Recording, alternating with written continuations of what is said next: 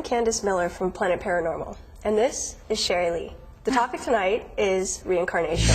So tell us about reincarnation. Tell us about why you feel that you are Marilyn. The Marilyn thing is secondary to the fact that I believed in reincarnation. I didn't know why very early, probably around between 10 and 12. That part of it, I had heard the word reincarnation and somebody told me what it meant. I was like, oh, of course, it's just so obvious. I was having flashbacks by at least 3 to 5 years old, so that was I never made the link. I just knew I was feeling bad about something that Sherrie didn't do. I felt really bad about. I didn't know how to make the link.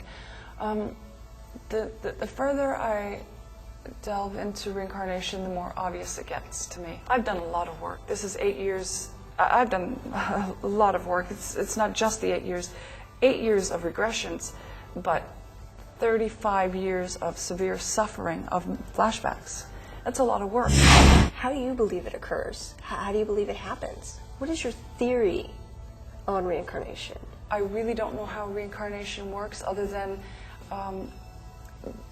with molecules and matter and atoms. You can't destroy them, apparently. It can't be destroyed no matter what you do.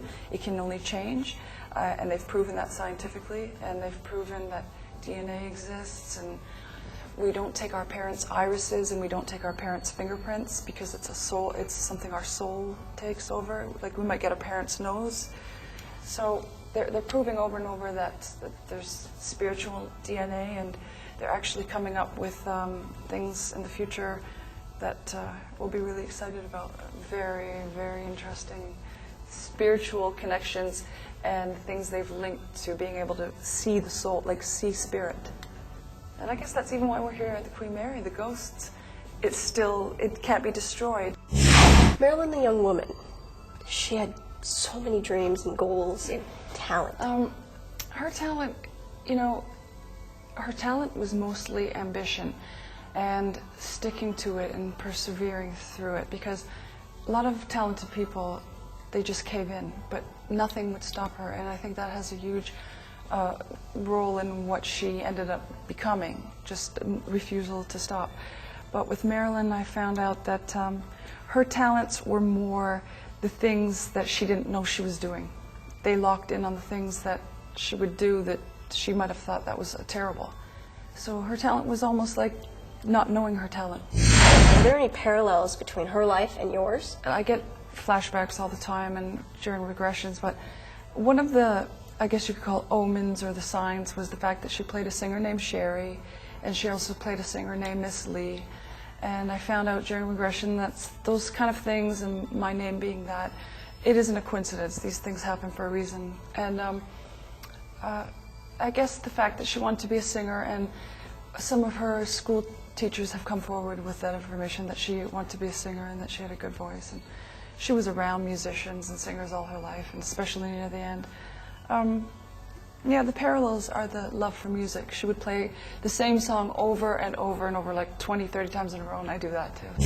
Does anybody say, oh yeah, you look like Marilyn? Before, especially before, because I'm now, I've outlived her by almost 10 years, so constantly. It happened when I was a young teen, and I didn't know that I looked like Norma Jean. I was standing next to a picture of Marilyn, somehow it was behind me, and this little 5-year-old said, Sherrie, is that you? And so they see that more, because they just saw it, like it was just simple. Why do people sometimes look like their reincarnated version of themselves? Yeah. I think it's not a sometimes thing. I think it's all the time. Yeah,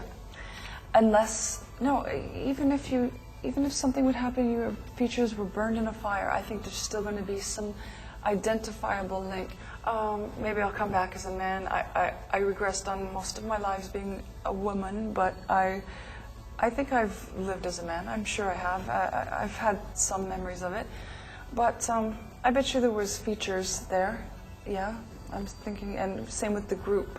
The group souls come back with parents, and so it keeps repeating, because they look the same, and then you look the same, and then you come back because you didn't like your father or something, and it happens again, and it's just maybe it is the Big Bang Theory, and when that happened, things stayed as they were, and then they just rotated. Those are questions that I think you can go insane from thinking about, what's past the darkness up there. I'm assuming your daughter knows about the whole Marilyn. Oh yeah, she's How does fully that involved. How does that affect her? It affects her in a way. This story gets extremely deep because Kezia was born. Marilyn's mother outlived Marilyn by 50-something years, and Marilyn's mother died, and 9 months later to the day, my daughter was born. Wow. Yeah, but also when my daughter was young, and I didn't know this till only 2 years ago, when my daughter was born and when she was 3 years old, she would always tell me not to call her that name, and she would always come up with these old-fashioned names like Edna, and I'm sure at some point she said Gladys and stuff like that. I don't know if it's just me thinking that, but I definitely know one thing. She would tell me not to call her Kezia, and she would come up with these old-fashioned names that you don't hear anymore. Like, to me, Agnes and Edna, those are not common names anymore. And then I would always say to her, why do you act like my mother? 3 years old, everybody thought she acted like the mother. And when I regressed on it, she was her, and she acts like her, let me tell you.